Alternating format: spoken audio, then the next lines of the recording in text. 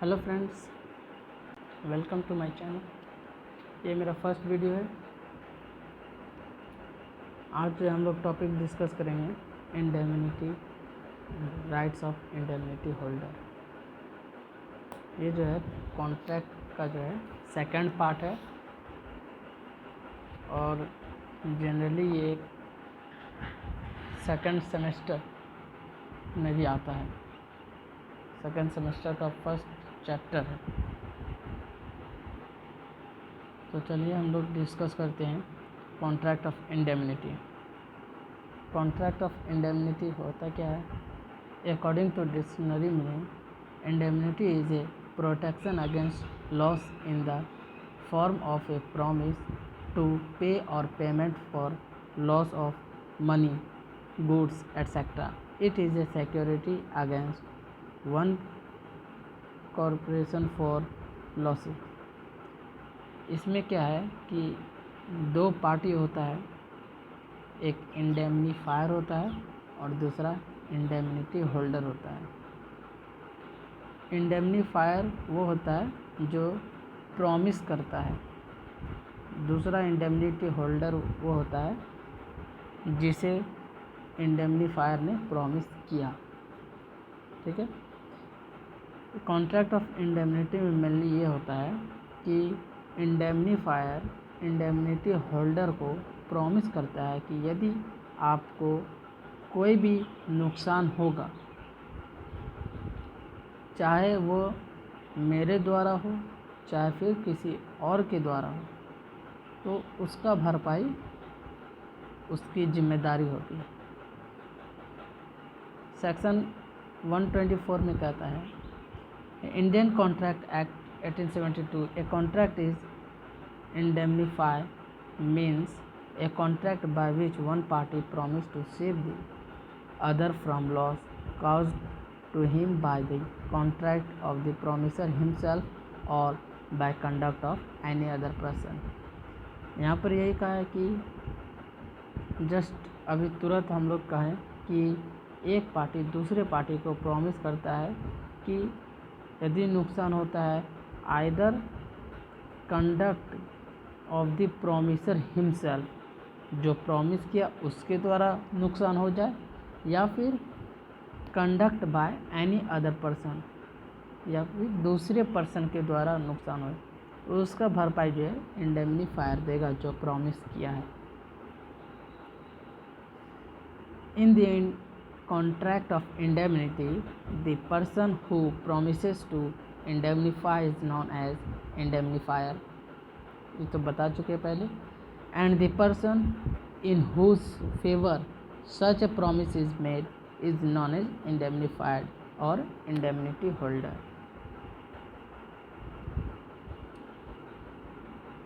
The losses may caused may be two ways, ये भी बता चुके हैं कि लॉस जो है आइदर कंडक्ट ऑफ प्रॉमिसर के द्वारा नुकसान हो या फिर conduct of any other person. Simply एकदम सिंपल लैंग्वेज में यहाँ पर क्लियर करते हुए जाएंगे। कहीं भी कोई दिक्कत होगा तो कमेंट कर सकते हैं।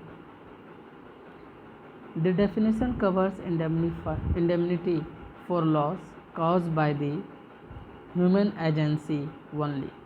It does not deals with the classes of cause where the indemnity arise from loss caused by event or accident which do not or may not depend upon the conduct of the indemnifier or other person। ये क्या कह रहा है कि ये जो losses होते हैं वो यदि ह्यूमन एजेंसी के थ्रू होता है तो उसका जो है भरपाई वो करेगा। प्रॉमिस जो किया है इंडेमनीफायर वो भरपाई करेगा, और यदि एक्ट ऑफ गॉड होगा तो उसका कोई लायबिलिटी नहीं बनेगा, वो भरपाई नहीं करेगा। अब इंडिया और इंग्लैंड में क्या है, मतलब इंग्लिश लॉ और इंडियन लॉ में जो है कॉन्ट्रैक्ट ऑफ इंडेमनिटी को किस तरह से देखा जाता है ये देखते हैं। In Section 124 of Indian Contract Act 1872 defines contract of indemnity as a contract by which one party guarantees to save other person from losses caused to him by the action of the guarantor himself or by the action by any other person. It does not cover a promise to compensate for loss not arising due to human agency. Therefore, a contract in insurance is not covered by the definition of 124. देखिए इसमें simply कह रहा है कि जो insurance का जो बात आ रहा है, इंश्योरेंस जो है वो कॉन्ट्रैक्ट ऑफ इंडेमनिटी में कवर नहीं होता है। जैसे हम लोग का लाइफ इंश्योरेंस हो गया।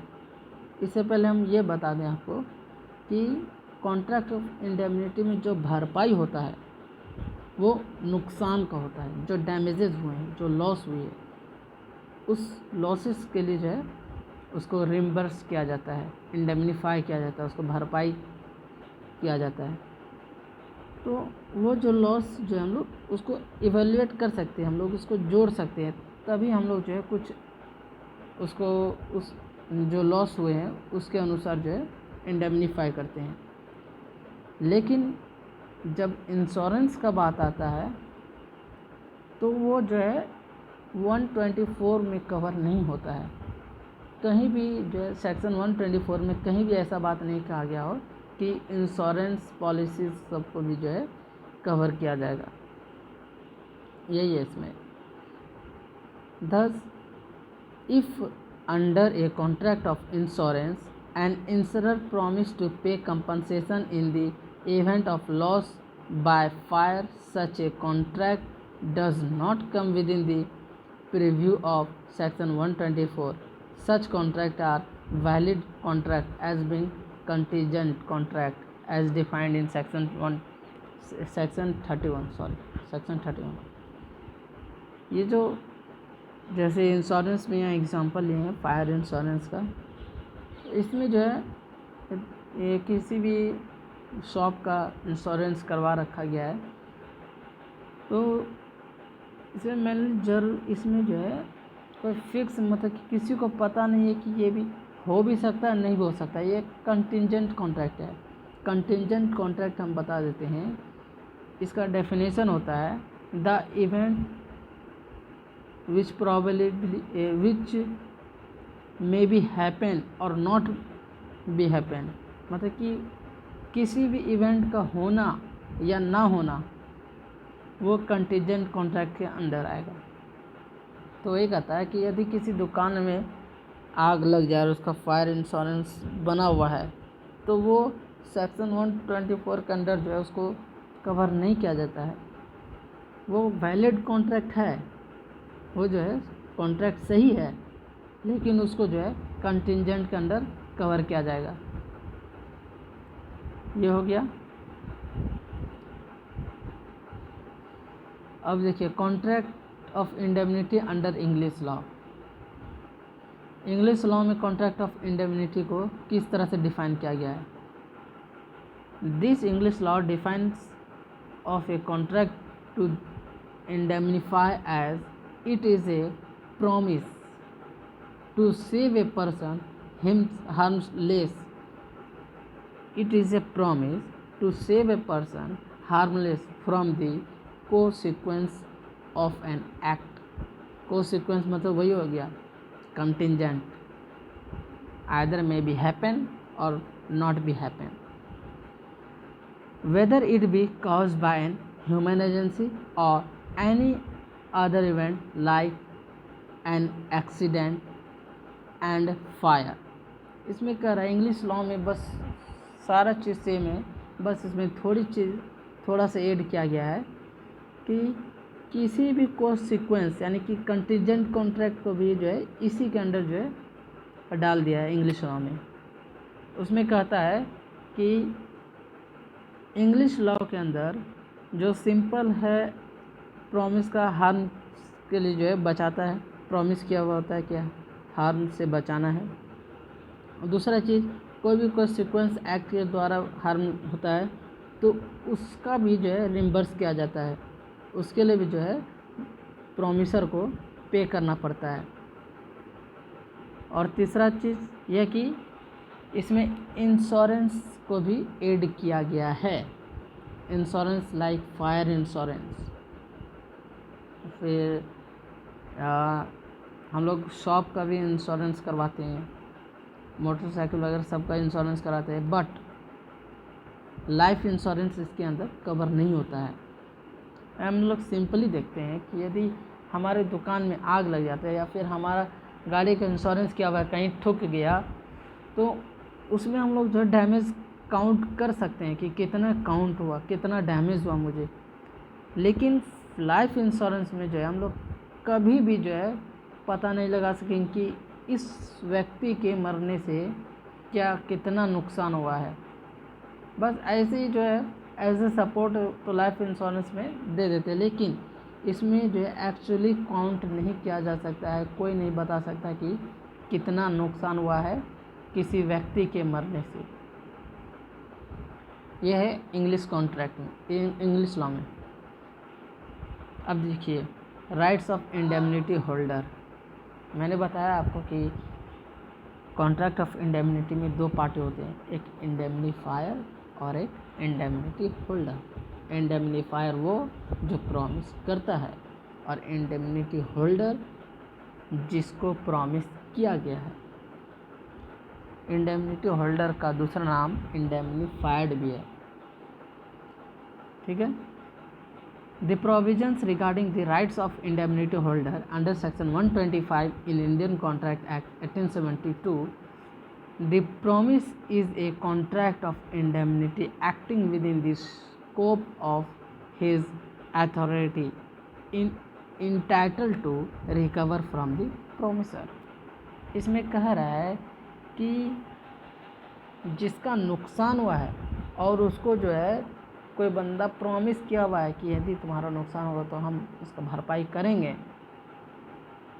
और उसके पास जो है वो इंडेमनिटी होल्डर के पास जो उसके पास अधिकार है सेक्शन 125 के अनुसार जो है उसमें उसको राइट्स दिए गए हैं कि आप उससे अपना रिकवरी ले सकते हैं जो नुकसान हुआ है, ठीक है। और वो ऐसा भी यदि इंडेमनीफायर यदि रिकवर कर दिया, जो डैमेज है उसको पे कर दिया तो ठीक है, और यदि वह मना कर रहा है तो ऑटोमेटिक है कि ये कॉन्ट्रैक्ट है, इन्फोर्सेबल बाय लॉ है, तो इंडेमनिटी होल्डर कोर्ट में जा सकता है, कोर्ट में जाके अपील सूट केस सूट कर सकता है। और उसके बाद जो होगा वो देखिए क्या होता है। All damages which he may be compelled to pay in any such suit in respect of any matter to which the promise to indemnify applies। इसमें कह रहा है कि all damage जो इंडेमनीफायर ने जो पे करने से मना किया उसके बाद जो है जो भी इंडेमनिटी होल्डर को बिजनेस में नुकसान हुआ या फिर किसी भी फील्ड में नुकसान होता गया, वो सारा नुकसान का भरपाई वो करेगा। ये हम नहीं कर रहे हैं, ये लॉ कर रहा है। ये जितनी भी चीज़ कह रही है ये लॉ कह रही है, जो कि सेक्शन 125 के अंदर डिफाइन किया गया है। जितना भी लॉस होगा वो उसको देना पड़ेगा। और जो पहले जो डैमेज हुआ है, यानी कि यदि मान लीजिए हमारा डैमेज हो गया 10,000 का और मेरा दोस्त जो है मुझको प्रॉमिस किया हुआ था कि मैं तुम्हें सारा डैमेज जो है दूंगा, लेकिन जब डैमेज हुआ तो वो मना कर दिया। उसके बाद जो है मुझे डैमेज 10,000 से होते होते जो है आगे इंक्रीज़ होते होते 15,000 पर आ गया। तो जो पहले का जो डैमेज था 10,000 और बाद में जो मेरा 5,000 और डैमेज लगा वो सारा पे वो इंडेमनीफायर करेगा जो प्रॉमिस किया। दूसरा कहता है कि ऑल कॉस्ट कॉस्ट मतलब जो खर्च हुआ, all cost which he may be compelled to pay, जितना भी खर्च हुआ जो कि उसको यानी कि किसको, इंडेमनीफायर को देना पड़ेगा। कहता है ऑल कॉस्ट